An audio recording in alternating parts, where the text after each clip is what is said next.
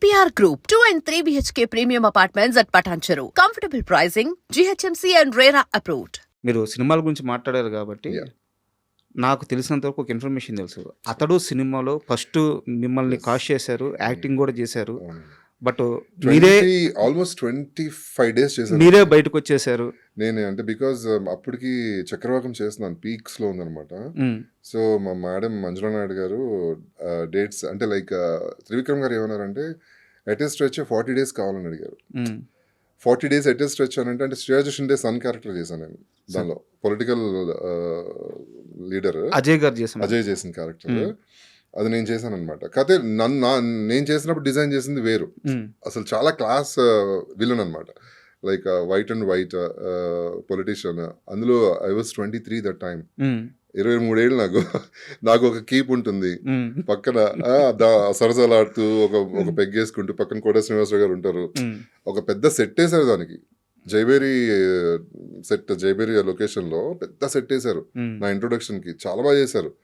20 days almost 20 days work చేసిన తర్వాత ఇలా 40 days అటెస్ట్ కావాలంటే ఇంకా సీరియల్ మీకు తెలుసు కదా, ఎవ్రీడే ఉంటుంది. పైగా మీరు చాలా ఇంపార్టెంట్ లీడ్ హీరోగా చేస్తాను దానిలో. ఇంకా మేడం అయితే నేను అన్ని అడ్జస్ట్ చేయలేను, ఒక మాక్సిమం ఒక 15 to 20 days అడ్జస్ట్ చేయగలను అని చెప్పారు. ఇదే మాట నేను ప్రొడక్షన్ హౌస్ చెప్పాను, వెళ్ళి త్రివిక్రమ్ గారు వాళ్ళ ప్రొడక్షన్ హౌస్ మేనేజర్కి చెప్తే, సరే సార్ నేను అనుకుని చెప్తానన్నారు. చెప్తారని వెయిట్ చేస్తూ ఉన్నా, కాల్ రాలేదు. ఇంకా ఆల్మోస్ట్ ఒక 6 months అయిపోతుంది, ఏంటి ఇంకా షూట్ చెప్పట్లేదు ఏంటి వీళ్ళని, నేను మళ్ళీ ట్రై చేస్తున్నా అంటే అప్పుడు తెలిసింది అనమాట అజయ్ చేస్తున్నాడు ఆ క్యారెక్టర్ అని. అప్పుడు చాలా అప్సెట్ అయ్యాను, మిస్ అయిందే అని చెప్పి. దాని తర్వాత ఒక రకమైన అవర్షన్, ఇంక వద్దులే సినిమాలు ఇలాగే ఉంటాయేమో, ఐ మీన్ మనం వెళ్ళినా కూడా తర్వాత ఉంటుందో లేదో తెలియదు అనే ఉద్దేశంతో నేను అసలు దాని మీద కాన్సన్ట్రేషన్ చేయలేదు అసలు. మరి రాజేష్ బాబు ఇంద్రనీల్ ఎలా అయ్యాడు? మా రాజేష్ బాబు అనేది నా ఒరిజినల్ నేమ్ అండి. ఇంద్రనీల్ అనేది మా మామగారు వచ్చేసి న్యూమరాలజిస్ట్. ఓకే. ఆయన ఏం చెప్పారంటే రాజేష్ బాబు అనేవాళ్ళు దానికంటే కూడా ఇంద్రనీల్ అని అంటే నీకు సక్సెస్ ఉంటుంది అని చెప్పారు. సో అందుకే నేమ్ కూడా కొంచెం లెంత్ ఉంటుంది, ప్రతి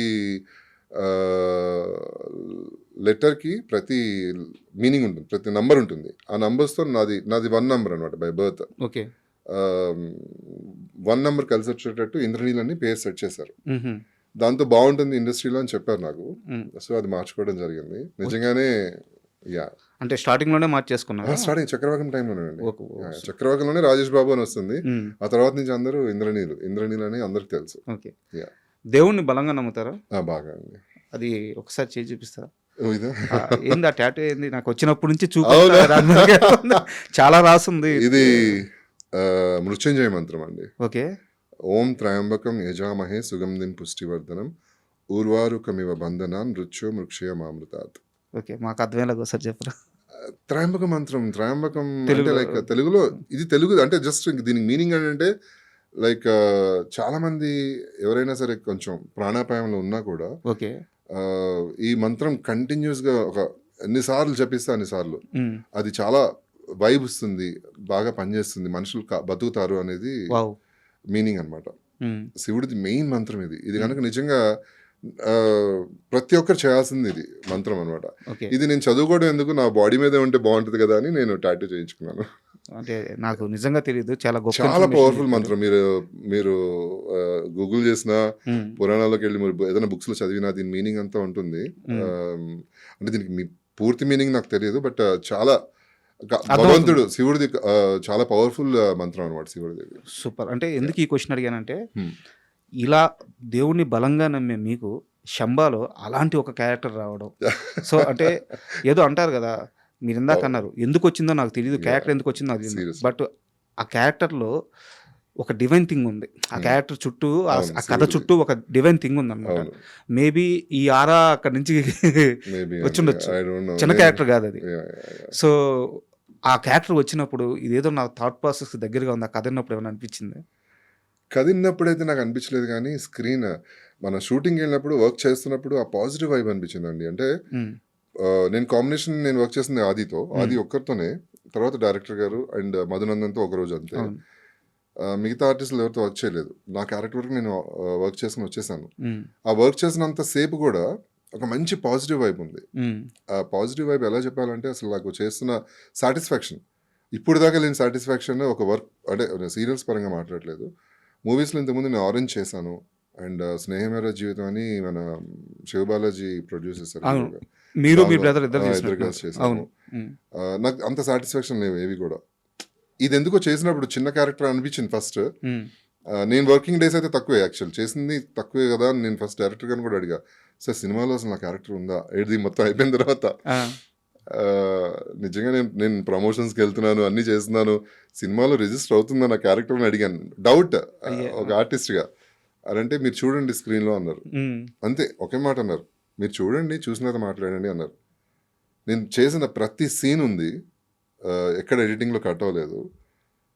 అసలు నేను ప్రీమియర్కి వెళ్ళిన తర్వాత నేను షాక్ అయిపోయాను. అప్పుడు దాకా నాకు స్టోరీ కూడా తెలియదు, శంబాలా గురించి స్టోరీ అసలు ఏమీ తెలియదు. డైరెక్టర్ గారు ఓన్లీ నా క్యారెక్టర్ వరకే చెప్పారు, నా క్యారెక్టర్ ఎలా బిహేవ్ చేస్తుందని చెప్పారు, అది పర్ఫామ్ చేసి నేను వచ్చేసాను అంతే. లాస్ట్ ప్యాకప్ రోజు కూడా నేను sir thank you so much అని చెప్పి వచ్చేసాను. మొన్న 24th ప్రీమియం వేస్తే నేను నా వైఫ్ నా ఫ్రెండ్స్ అందరం వెళ్తే లిటరల్లీ నా ఫ్యూజ్లు ఎగిరిపోయాయి. ఇది నేనేనా అంటే నన్ను నేను నమ్మలేకపోయాను స్క్రీన్లో. ఇప్పుడు దాకా ఒక లవర్ బాయ్గా సీరియల్స్లో ఒక రొమాంటిక్ హీరోగా లేకపోతే ఒక ఐఏఎస్ ఆఫీసర్గా అలాంటి రోల్స్ చేశాను తప్పితే ఇలా నెగిటివ్ షేడ్ ఎప్పుడు చేయలేదు నేను. ఇది నెగిటివ్ కూడా అనకూడదు, అది అది వచ్చి అటాక్ అయినప్పుడు ఈవిల్ అనేది అటాక్ అయితే బాడీలో మన బాడీలో వస్తే ఎలా రియాక్ట్ అవుతాం అనేది క్యారెక్టర్. అది అంత విగరస్గా నేనే చేసింది అనిపించింది అనమాట స్క్రీన్. యాక్చువల్గా నేను త్రిబుల్ చూశాను మూవీ. ఓకే. డైరెక్టర్ గారు మీ పిఆర్ అందరూ పక్కనే ఉన్నారు. మూవీ వస్తున్నప్పుడు మీరు ఆ కొండ మీద కూర్చొని తింటుంటారు. ఆ షాట్ చూసినాక థియేటర్ అంతా ఒక రీసౌండ్. నాకు ఇప్పటికీ ఇన్స్టాలో అందరూ ఆ షార్ట్స్ పంపిస్తూ ఉంటారు అనమాట, అరుపులు భయంకరంగా. అసలు అంటే థియేటర్స్ లో జనాలు అలా ఎంజాయ్ చేస్తున్నారు అని అంటే చాలా థ్రిల్లింగ్ ఉంటుందండి. అందులో మన సీన్ వస్తున్నప్పుడు అలా ఎంజాయ్ చేస్తున్నారు అని అంటే తెలియని హ్యాపీనెస్, అవన్నీ కూడా పంపిస్తుంటే నాకు చాలా బాగా అనిపించింది. సో అలా థియేటర్లో చూసినప్పుడు ఐ వాజ్ రియల్లీ సర్ప్రైజ్డ్ అండి. చాలా అసలు ఎప్పటికీ నేను డైరెక్టర్ గారికి థ్యాంక్స్ చెప్పుకుంటాను, ఎందుకంటే ఆయనలో అంత టాలెంట్ ఉంటుందని. అంటే ఇన్ ఇయర్స్ ఎక్స్పీరియన్స్లో ఎంతో మందిని చూస్తుంటాం మనం కదా. అవును, చాలా మంది స్టోరీ చెప్తానికి వస్తుంటారు. ఫ్రాంక్లీ స్పీకింగ్ నేను 2 సినిమాలు చేశాను. మిత్ర అని ఒక సినిమా చేశాను హీరోగా, హారర్ ఫిలిం. అది రిలీజ్ అవ్వాల, అది యూట్యూబ్లో రిలీజ్ చేసుకున్నారు వాళ్ళు. నాకు చాలా ఆశ్చర్యం వేసింది. ఆల్మోస్ట్ 1.5 CR ఖర్చు పెట్టారు, ఖర్చు పెట్టి బాగానే తీశారు. సాంగ్ దానిలో ఒక ఐటమ్ సాంగ్, నేను దానిలో డాన్స్ చేశాను, చాలా బాగా వచ్చింది అనుకున్నాము. బట్ అది మార్కెట్ చేయలేక, సినిమా తీయడం గొప్ప కాదు, బయటకు తీసుకురావడం గొప్ప, రిలీజ్ చేయడం గొప్ప. అది చేయలేకపోయారు, అది యూట్యూబ్లో రిలీజ్ చేశారు. అండ్ ఒక 2 years బ్యాక్ నేను వరలక్ష్మి శరత్ కుమార్ గారితో ఒక మూవీ చేశాను, lead hero come villain, force అని చెప్పి. అది ఇప్పుడు ఈ సినిమా శంబాలో బయటకు వచ్చిన తర్వాత they are trying to push అనమాట, లైక్ బయటికి ఇది సినిమా వస్తే బాగుంటుంది. అది వస్తే మాత్రం చాలా బాగుంటుంది, బికాజ్ తమిళ్ డైరెక్టర్ అనమాట, మంచి డైరెక్టర్. ఆయన కూడా చాలా బాగా ప్రజెంట్ చేశారు నన్ను, అలా ఒక సైకో క్యారెక్టర్ దానిలో. అది కనుక ఇప్పుడు రిలీజ్ అయితే అది కూడా చాలా బాగుంటుంది. అండ్ మూవీ రిలీజ్ అయిన తర్వాత, శంబాలో రిలీజ్ అయిన తర్వాత ఇంత పెద్ద సక్సెస్ అయింది, మీకు వచ్చిన బెస్ట్ కాంప్లిమెంట్ ఏది, ఎవరి నుంచి వచ్చింది?